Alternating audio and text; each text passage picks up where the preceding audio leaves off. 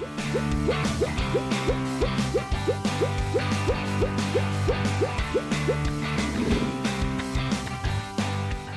gente, chegamos com mais um momento do esporte. Olha só, e o programa hoje está recheado de boas histórias. Vem comigo! A gente vai conhecer agora a história inspiradora de uma vovó apaixonada pelo CrossFit. É a dona Zilda, de 82 anos. Ela é baiana de Mata de São João, mas mora no Rio de Janeiro há mais de 50 anos. Ela esbanja disposição e mostra que idade não tem limite quando o assunto é saúde, autonomia e qualidade de vida, gente. Vamos acompanhar e descobrir agora como o esporte transformou a rotina dessa vovó cheia de energia? Apesar dos benefícios, só 14% dos brasileiros com mais de 60 anos praticam exercícios regularmente, de acordo com o IBGE. Mas Dona Zilda faz parte da minoria que decidiu mudar essa realidade. Há 10 anos, ela encara os treinos de CrossFit com disciplina e entusiasmo, provando que força e determinação não têm idade. É só fazer aos pouquinhos e quando começar, não pode parar. Se fizer contínuo, 3 meses você não para mais, mas não para mesmo, porque seu corpo vai pedir para você ir para a academia. Segundo a Organização Mundial da Saúde, a atividade física reduz o risco de doenças cardiovasculares e diabetes, fortalece músculos e ossos e melhora o equilíbrio. Na terceira idade, também aumenta a autonomia e contribui para o bem-estar físico e emocional.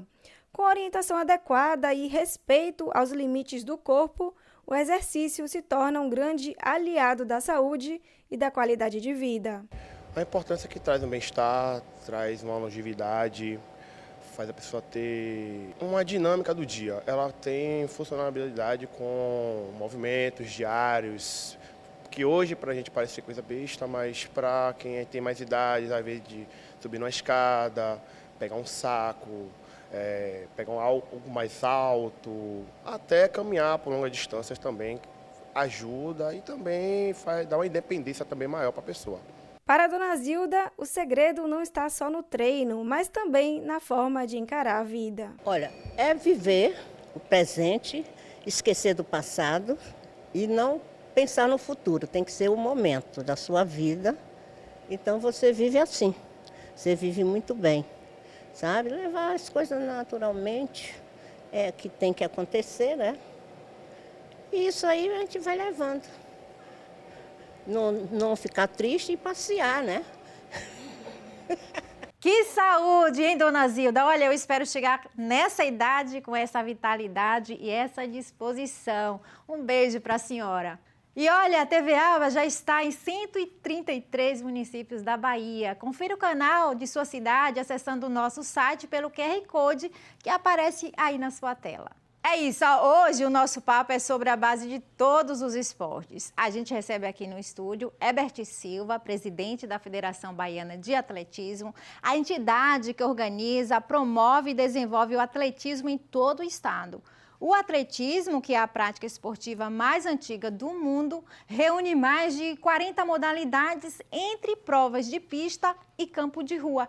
A modalidade, claro, exige muita força, resistência dos atletas.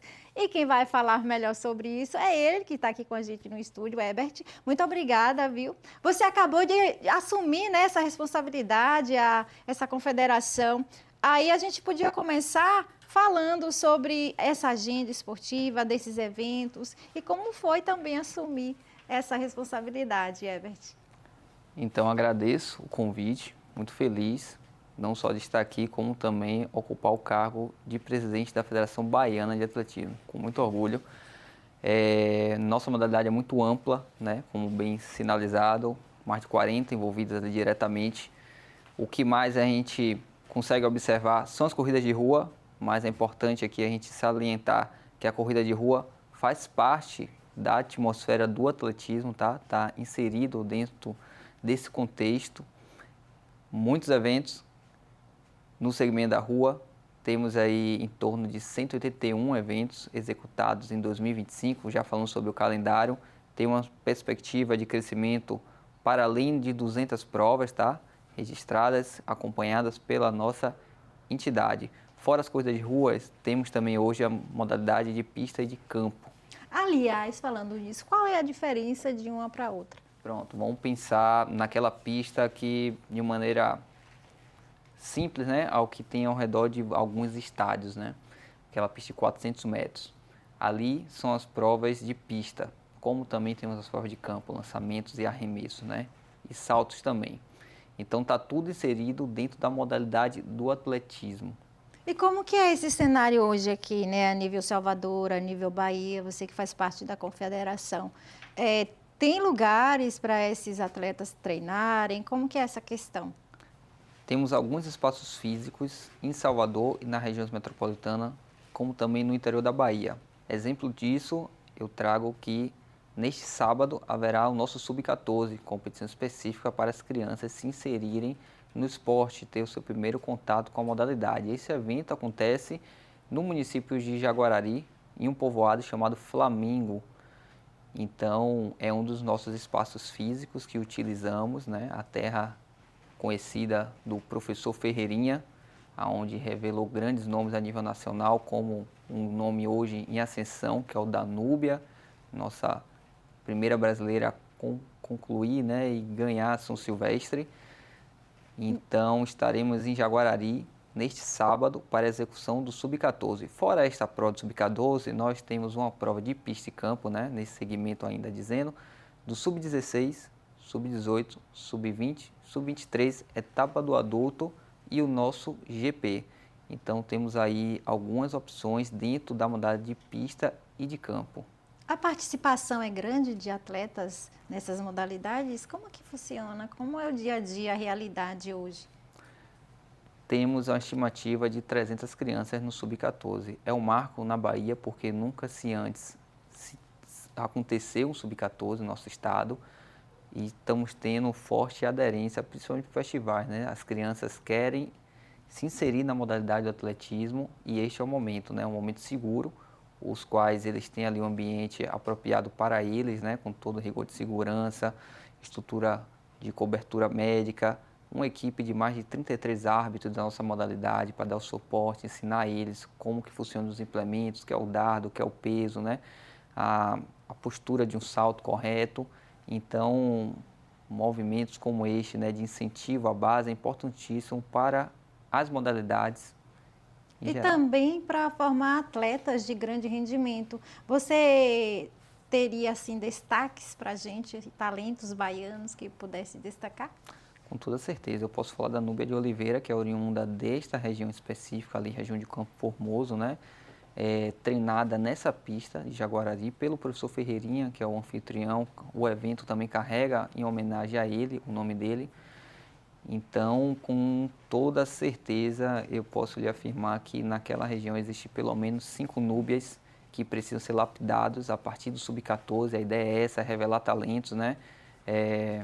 Identificar para que eles despertem o interesse, entendam que existem uma modalidade o qual ainda está sendo pouco explorada para que venha a ser, quem sabe, um atleta de alto rendimento. Imagino. Por falar em explorar mais, ampliar mais, você assumiu agora, né, a direção aí dos trabalhos. O que vocês já vislumbram para frente em termos de projetos? Quais são esses projetos? Tá. Temos vários projetos já em andamento. Um deles é a expansão do atletismo, o fortalecimento dos clubes. Quem compõe a Federação Baiana de Atletismo são os clubes. Então, hoje temos mais de 14 no estado da Bahia. O fortalecimento dessas entidades e lidamos ela como núcleos de iniciação esportiva até excelência. A Federação vem fortalecendo estes com campanhas, iniciativas, tratativas políticas para que seus municípios acolham e dê a estrutura mínima para o desenvolvimento da sua modalidade. Fora isso, temos também alguns projetos como o Circuito Baiano de Corridas de Rua, que transitem prioritariamente nesses municípios para que o público da corrida de rua conheça aonde estão enraizados nossos clubes. Ô, Herbert, e vocês têm esse apoio né, de gestores municipais, gestores públicos nesse sentido? Com toda certeza, a federação mudou há 5 meses e meio em torno disso, né, que é a nova gestão que assumiu, e a proximidade com o governo do estado, com as prefeituras municipais, estão sendo muito frutíferas no sentido desse envolvimento. Houve aí, posso dizer, que um hiato na comunicação, mas essa comunicação foi restabelecida. Hoje, posso falar desse recorte atual. Estou em comunicação com 9 prefeituras que estão fazendo convite para que a federação adentre nos seus municípios e organize o seu calendário de corrida de rua, tudo dentro do rigor que existe na Lei Geral do Esporte e dentro do Código de Trânsito Brasileiro. A gente está falando muito de corrida de rua e a gente sabe que o atletismo reúne muitas modalidades. Queria só que você explicasse mais uma vez sobre essa questão da diferença, corrida de rua e corrida na pista. Vamos lá. De maneira bem simples, como é que a gente pode definir a corrida de pista? Pista e campo, né? Aquela pista que tem em torno de alguns estádios de futebol, né? Uma pista de 400 metros, é ali onde acontecem as modalidades de pista. E as provas de campo no centro desse espaço físico, né? Que são a prova de arremesso, lançamento e na parte lateral as provas de salto. A distinção basicamente é essa, é o espaço físico, a rua utilizamos em sua maioria as vias públicas e as provas de pista e campo, um ambiente fechado com um certo rigor de controle. O atletismo, de certa forma, ele atrai muita gente, está crescente essa adesão a esse tipo de esporte? Com toda certeza. Acho que o nosso esporte carrega aí uma peculiaridade muito interessante, que dentro de uma única prova, e a gente parte aí voltando para a corrida de rua, conseguimos reunir os atletas do paradesporto, os atletas que são recreativos, que não pensam em performance, mas estão envolvidos entendendo o bem comum, que é a parte da atividade física.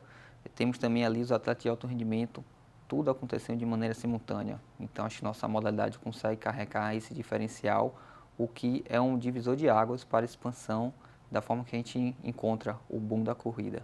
E um divisor de águas também, acredito, para muitos jovens e pessoas, né? Porque o esporte é transformador, né, Herbert? Com toda certeza.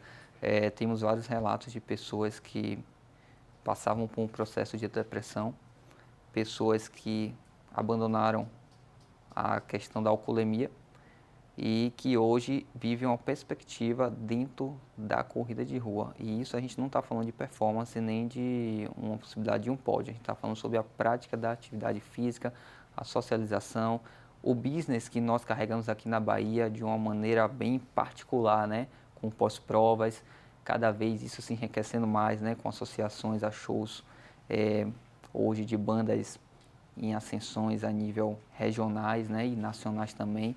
E tudo isso traz o tempero que o nosso estado com certeza tem. Eu imagino, a gente agradece mais uma vez sua participação e fica na torcida aí para que vocês descubram novos talentos e que esse esporte possa crescer ainda mais aqui no nosso estado. Muito obrigada, viu? Eu que agradeço.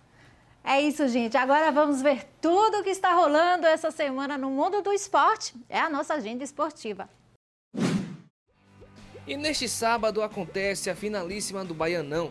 O Bahia e o Vitória se enfrentam na Arena Fonte Nova às 5 horas da tarde. E hoje está rolando o Campeonato Baiano de Atletismo Sub-14 2026 lá em Jaguarari, no interior do estado. Ainda no interior acontece a Travessia do Cari, em Juazeiro. E segue até amanhã a Copa Salvador de Vôlei Masculino, Subúrbio 360. E amanhã também acontece a Corrida Mulheres pela Vida, com o circuito da Undina até a Barra. É isso, olha a nossa agenda esportiva aí com bastante opção para vocês. O nosso Momento do Esporte de hoje fica por aqui. Para rever nosso programa, basta acessar o canal da TV Alba no YouTube. A gente se vê sábado que vem, às 10h30 da manhã. Olha, com muitas outras histórias inspiradoras. Beijo no coração, gente. Tchau, tchau.